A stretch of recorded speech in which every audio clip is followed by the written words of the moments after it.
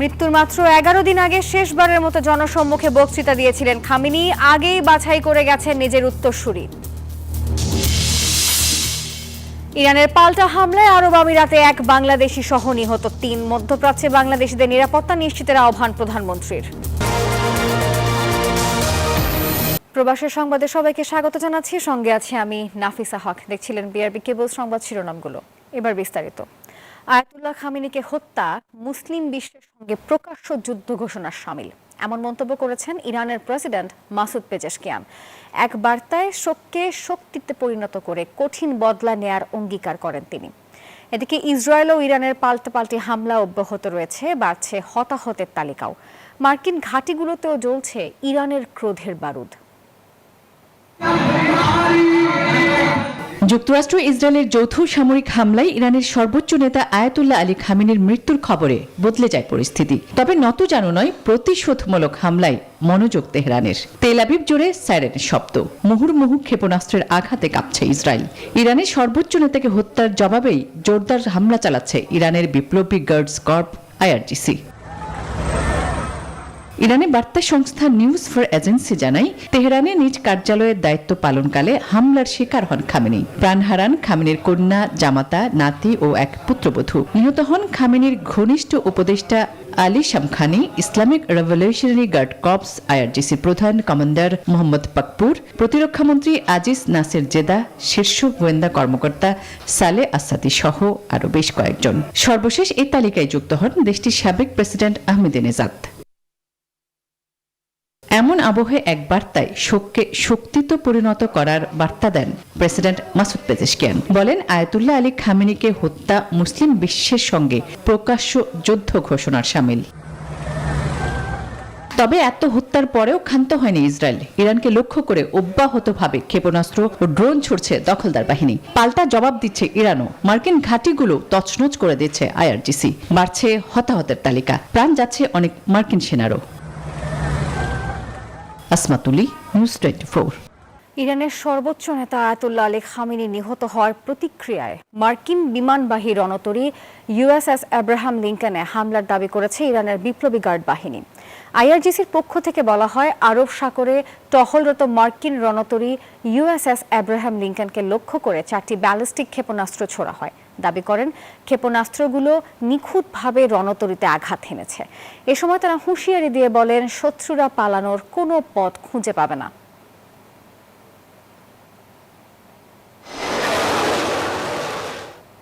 ইরানের সর্বোচ্চ নেতা আয়াতুল্লাহ আলী খামেনি নিহতের পর শোকে কাতর গোটা দেশ।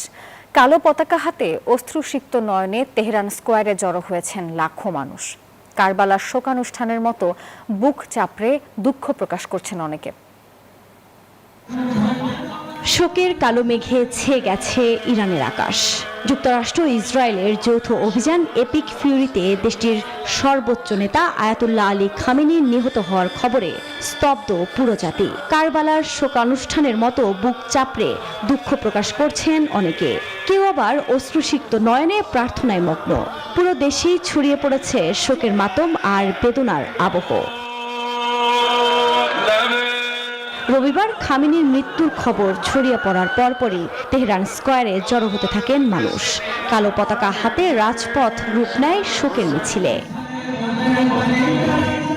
দীর্ঘ 4 দশকের বেশি সময় ধরে রাষ্ট্রের সর্বোচ্চ আসনে থাকা এই নেতাকে অনেকেই দেখছেন পথ প্রদর্শক, রক্ষক ও আদর্শিক অভিভাবক হিসেবে। খামেনির মৃত্যুর পর দেশজুড়ে যে কান্নার স্রোত বইছে, তা যেন শুধু একজন নেতার বিদায় নয়, একজন অভিভাবক হারানোর বেদনা। তাই এ অবস্থায় শোককে শক্তিতে পরিণত করার প্রত্যয় দেশটির সাধারণ মানুষের। আমি আজ এখানে এসেছি আমার সরকার এবং আমাদের সশস্ত্র বাহিনীকে দেখাতে যে আমি তাদের পাশে আছি। আমরা আগের চেয়েও শক্তিশালী এবং আমরা আমাদের দেশের পেছনে দৃঢ়ভাবে দাঁড়িয়ে আছি। সরকার এরই মধ্যে 40 দিনের রাষ্ট্রীয় শোক ঘোষণা করেছে। জাতীয় পতাকা অর্ধনমিত রাখার নির্দেশ দেওয়া হয়েছে। গণমাধ্যম বলছে, তেহরান বিশ্ববিদ্যালয় প্রাঙ্গণে অনুষ্ঠিত হবে ইরানের সর্বোচ্চ এ নেতার জানাজা। আফরিন মৌ, নিউজ 24। যুক্তরাষ্ট্র ও ইসরায়েলের হামলার পাল্টা জবাবে আরব আমিরাতে ইরানের হামলায় বাংলাদেশি সহ অন্তত 3 জন নিহত হয়েছে বলে দাবি করেছে দেশটির প্রতিরক্ষা মন্ত্রণালয়। নিহত বাংলাদেশি নাগরিকের নাম সালেহ আহমেদ। তিনি আজমান প্রদেশে ডেলিভারি ম্যান হিসেবে কর্মরত ছিলেন। তার বাড়ি মৌলভীবাজার জেলার বড়লেখা উপজেলায়। প্রত্যক্ষদর্শীরা জানান, ইফতার শেষে সালেহ আহমেদ জরুরি খাদ্য ও পানীয় সরবরাহের কাজে বের হন। আর এই সময় হঠাৎ আকাশে আগুনের মতো উজ্জ্বল একটি বস্তু দেখা যায়। মুহূর্তের মধ্যে বিকট শব্দে কেঁপে ওঠে আশপাশের এলাকা। হামলায় নিহত অন্য 2 জন পাকিস্তান ও নেপালের বলে জানানো হয়েছে। আর এছাড়াও আহত হয়েছেন আরও কমপক্ষে 58 জন। বিদায় এই বিশ্ব মুসলিম রাহবার আয়াতুল্লাহ আলী খামেনি রহমাতুল্লাহ আলাইহি। এটি বলতে বলতে ইরানের জাতীয় পতাকায় মোড়া দেশটির সর্বোচ্চ নেতাকে স্ট্রেচারে বহন করছেন সেনারা। রোববার এমন একটি ভিডিও সামাজিক মাধ্যমে ছড়িয়ে পড়েছে। 28 ফেব্রুয়ারি শনিবার ইসরায়েল যুক্তরাষ্ট্রের যৌথ হামলায় নিহত হন ইরানের সর্বোচ্চ নেতা আয়াতুল্লাহ আলী খামেনি। এরপর থেকে দেশটিতে চলছে শোকের মাতম। মৃত্যুর মাত্র 11 দিন আগে শেষবারের মতো জনসম্মুখে বক্তৃতা দিয়েছিলেন ইরানের সর্বোচ্চ ধর্মীয় নেতা আয়াতুল্লাহ আলী খামেনি। ওই বক্তৃতায় তিনি ইরানের জন্য প্রতিরোধক অস্ত্রের প্রয়োজনীয়তা তুলে ধরেছিলেন। মৃত্যুর আশঙ্কা আঁচ করতে পেরে তিনি আগেই নিজের উত্তরসূরি বাছাই করে রেখেছিলেন বলে জানানো হয়। ঘনিষ্ঠ সূত্রগুলো বলছে, তিনি ধারণা করেছিলেন এই যাত্রায় হয়তো আর বেঁচে ফেরা সম্ভব নাও হতে পারে। রোববার 1 মার্চ ভোরে ইরান সরকার আনুষ্ঠানিকভাবে দেশটির সর্বোচ্চ ধর্মীয় নেতা আয়াতুল্লাহ আলী খামেনির মৃত্যুর খবর নিশ্চিত করে। বিশ্লেষকদের মতে খামেনির হত্যাকাণ্ড ইরানে একটি যুগের পরিসমাপ্তি ঘটেছে, যা ইসলামী প্রজাতন্ত্রের প্রায় 47 বছরের রাজনৈতিক ধারাবাহিকতাকে গভীরভাবে নাড়া দিতে পারে। মৃত্যুর আশঙ্কা আঁচ করতে পেরে তিনি আগেই নিজের উত্তরসূরি বাছাই করে রেখেছিলেন বলে জানানো হয়। ঘনিষ্ঠ সূত্রগুলো বলছে, খামেনি ধারণা করেছিলেন এই যাত্রায় হয়তো আর বেঁচে ফেরা সম্ভব নাও হতে পারে। মৃত্যুর 11 দিন আগে শেষবারের মতো জনসমক্ষে বক্তৃতা দিয়েছিলেন খামেনি। ওই বক্তৃতায় তিনি ইরানের জন্য প্রতিরোধক অস্ত্রের প্রয়োজনীয়তার উপর জোর দেন। ইরানের প্রতিরোধক অস্ত্র থাকতেই হবে। কোনো দেশের কাছে তা না থাকলে সেই দেশ তার শত্রুদের পায়ের তলায় মিশে যেতে বাধ্য হয়। বক্তৃতায় তিনি আরো বলেন, আমেরিকানরা কোনো কারণ ছাড়াই ইরানের বিষয়ে নাক গলাচ্ছে। সেদিন যুক্তরাষ্ট্রকে করা হুঁশিয়ারি দিয়ে তিনি বলেন, বিশ্বের সবচেয়ে শক্তিশালী সেনাবাহিনীও কখনো কখনো হোঁচট খেতে পারে, যার পর আর উঠে দাঁড়ানো সম্ভব হয় না। Chandrani Chandra, news 24। Iran Israel যুদ্ধ শুরুর পর থেকে আতঙ্কে মধ্যপ্রাচ্যে কর্মরত বাংলাদেশিরা। যুদ্ধ পরিস্থিতিতে সেসব দেশের সন্তানের অবস্থান ঘিরে বাড়ছে নিরাপত্তা শঙ্কা, উৎকণ্ঠায় দিন কাটছে দেশে থাকা স্বজনদের। বিস্তারিত ডেস্ক রিপোর্টে।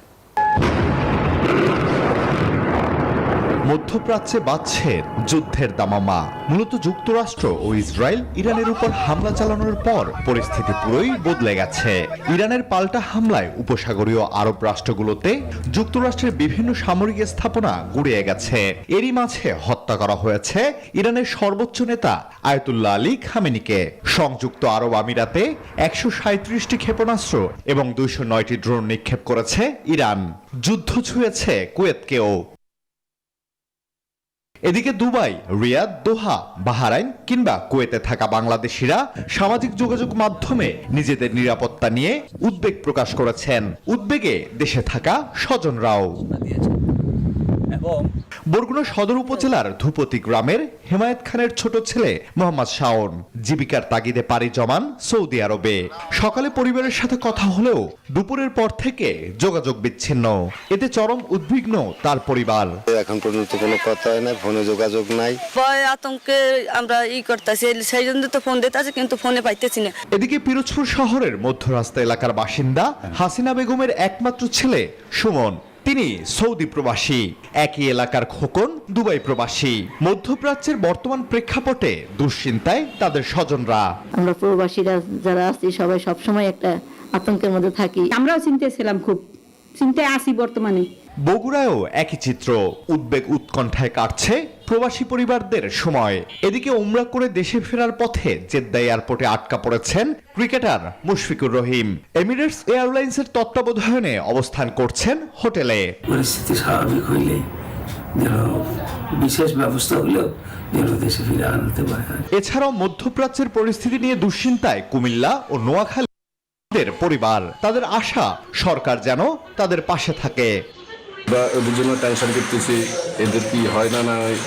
মধ্যপ্রাচ্য প্রবাসীদের সরকারি নির্দেশনা মেনে চলা এবং গুজবে কান না দেওয়ার আহ্বান সচেতন মহলের। Desk report, news 24। Iran Israel যুদ্ধ বন্ধে বিশ্ব নেতাদের ঐক্যবদ্ধ পদক্ষেপের আহ্বান জানিয়েছেন প্রধানমন্ত্রী তারেক রহমান। যুদ্ধ পরিস্থিতিতে মধ্যপ্রাচ্যে অবস্থান করা বাংলাদেশি নাগরিকদের নিরাপত্তা নিশ্চিতের নির্দেশ দিয়েছেন তিনি। সচিবালয়ের বৈঠকে সরকার প্রধান এসব কথা বলেছেন বলে জানিয়েছেন প্রধানমন্ত্রীর পররাষ্ট্র বিষয়ক উপদেষ্টা। রোববার সপ্তাহের শুরুর দিনে সকালে সচিবালয়ে নিজ দপ্তরে দিনের কার্যক্রম শুরু করেন প্রধানমন্ত্রী তারেক রহমান। দুর্যোগ ব্যবস্থাপনা নিয়ে সংশ্লিষ্ট মন্ত্রী, প্রতিমন্ত্রী ও সচিবের সাথে যোগ দেন গুরুত্বপূর্ণ এক বৈঠকে। বৈঠক শেষে দুর্যোগ ব্যবস্থাপনা ও ত্রাণ মন্ত্রী আসাদুল হাবিব দুলু জানান, ভূমিকম্প মোকাবেলায় ঢাকায় খেলার মাঠ, খোলা জায়গা চিহ্নিত করার নির্দেশ দিয়েছেন প্রধানমন্ত্রী। জাতীয় যেটা আমাদের কাউন্সিল রয়েছে সেগুলোর মধ্যে এগুলো আলোচনা হয়। আমরা মাননীয় প্রাইম মিনিস্টারকে বলেছি, যেটা 2022 সালে বোধহয় একটা সভা হয়েছিল, এটা অল্প সময়ের মধ্যে আমরা একটা মিটিং করে আইনের আওতায় আনার জন্য আমরা বলেছি, প্রস্তাব তুলেছি।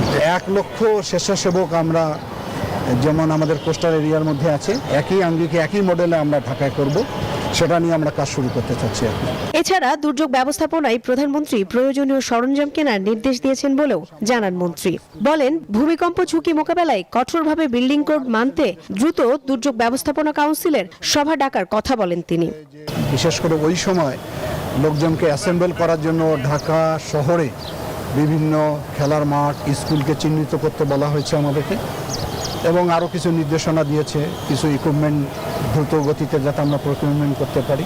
এরপর প্রধানমন্ত্রী আরেকটি গুরুত্বপূর্ণ বৈঠকে বসেন পররাষ্ট্রমন্ত্রী ও পররাষ্ট্র উপদেষ্টার সাথে। বৈঠকে উঠে আসে মধ্যপ্রাচ্যের যুদ্ধ পরিস্থিতিতে বাংলাদেশের ভূমিকা ও যুদ্ধের প্রভাব মোকাবেলায় করণীয় নিয়ে। বৈঠক শেষে গণমাধ্যমের সাথে কথা বলেন প্রধানমন্ত্রীর পররাষ্ট্র বিষয়ক উপদেষ্টা হুমায়ুন কবির। জানান, মধ্যপ্রাচ্যে অবস্থান করা বাংলাদেশিদের নিরাপত্তা ও তাদের সহযোগিতা করতে সর্বাত্মক নির্দেশ দিয়েছেন প্রধানমন্ত্রী। আমাদের অনেক লোকজন মধ্যপ্রাচ্যে কর্মস্থলগুলো, তাদের অনেক কর্মসংস্থান আছে, তো এখানে মেইনলি হচ্ছে আমাদের সিটিজেনদের সিকিউরিটি প্রাধান্য দেওয়া এবং তাদেরকে সহায়তা করা, যাতে তারা কোনো ডিস্ট্রেস ফেস না করে, এবং যারা আমাদের স্ট্যান্ডার্ড প্যাসেঞ্জার আছে এখানে আমরা সহায়তা দিচ্ছি। তিনি জানান, মধ্যপ্রাচ্যে সমস্যা কূটনৈতিক তৎপরতা ও আলোচনার মাধ্যমে সমাধানের জন্য আন্তর্জাতিক মহলের প্রতি আহ্বান জানিয়েছেন প্রধানমন্ত্রী তারেক রহমান। মারুফা রহমান, নিউজ 24, ঢাকা।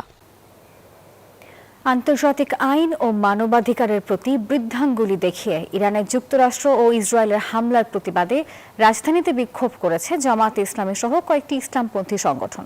রবিবার বায়তুল মোকাররম এলাকায় সমাবেশ শেষে বিক্ষোভ মিছিলটি রাজধানীর বিভিন্ন সড়ক প্রদক্ষিণ করে। তেহরানের ক্ষোভ আশ্রয় পড়েছে ঢাকায়। ইরানের যুক্তরাষ্ট্র ও ইসরায়েলের যৌথ হামলার প্রতিবাদে রাজধানীতে বিক্ষোভ করে বাংলাদেশ জামায়াত ইসলামী। মিছিলটি বায়তুল মোকাররম উত্তর গেট থেকে শুরু হয়ে নাইটেঙ্গেল মোড়, কাকরাইল হয়ে শান্তিনগরে গিয়ে শেষ হয়। বিক্ষোভ মিছিল পূর্বক সমাবেশে বক্তারা ইরানের উপর হামলার নিন্দা জানান। এই হামলাকে শান্তিকামী মানুষের হৃদয়ে আঘাত বলে মন্তব্য করেন জামায়াতের নেতারা। ইরানের প্রতি হামলা মুসলিম বিশ্বের প্রতি শুধু নয়, শুধু মধ্যপ্রাচ্যের প্রতি নয়, এই হামলা গণতন্ত্রের প্রতি, শান্তিকামী মানুষের বিরুদ্ধে। অবিলম্বে এই হত্যাকাণ্ড বন্ধ করতে হবে, আর এই ক্ষেত্রে জাতিসংঘকে কার্যকর ভূমিকা পালন করতে হবে। জাতীয় সংসদের প্রথম অধিবেশনে হামলার বিরুদ্ধে নিন্দা প্রস্তাব গ্রহণের আহ্বানও জানান বক্তারা। ভাতৃঘাতের সংঘর্ষ তৈরি করে। এদিকে একই ঘটনার প্রতিবাদে বায়তুল মোকাররম এলাকায় সমাবেশ ও বিক্ষোভ মিছিল করে খেলাফত মজলিস। তাওহিদুল ইসলাম, নিউজ 24, ঢাকা। সবার আগে জুলাই হত্যাকাণ্ডের বিচার নিশ্চিত করার আহ্বান জানিয়েছেন এনসিপির আহ্বায়ক নাহিদ ইসলাম এমপি। রবিবার রাজধানীর কৃষিবিদ ইনস্টিটিউশনে জাতীয় যুব শক্তির ইফতার মাহফিলে তিনি বলেন, আগামী 12 মার্চ সংসদের প্রথম অধিবেশনে অন্তর্বর্তীকালীন সরকারের সময়ের সকল অধ্যাদেশ বাস্তবায়ন করতে হবে এবং সংসদে সংস্কার অধিবেশন পরিষদ গঠন করতে হবে। এ সময় ফ্যাসিবাদী আমলে নিয়োগপ্রাপ্ত রাষ্ট্রপতিকে অভিশংসন করে গ্রেপ্তার করার দাবি জানান তিনি। অন্তর্বর্তী সরকারের সময় অনেকগুলো অধ্যাদেশ জারি করা হয়েছিল, যে অধ্যাদেশগুলোকে অনুমোদন দেওয়ার দায়িত্ব হচ্ছে এই বর্তমান যে সংসদ অধিবেশন হবে সেই সংসদের সকল অধ্যাদেশকে অনুমোদন করা হবে, এটা আমরা আশা করব। দর্শক, আর এই ছিল নিউজ 24 প্রবাসের সংবাদের এখনকার আয়োজনে। এতক্ষণ আমাদের সঙ্গে থাকার জন্য ধন্যবাদ।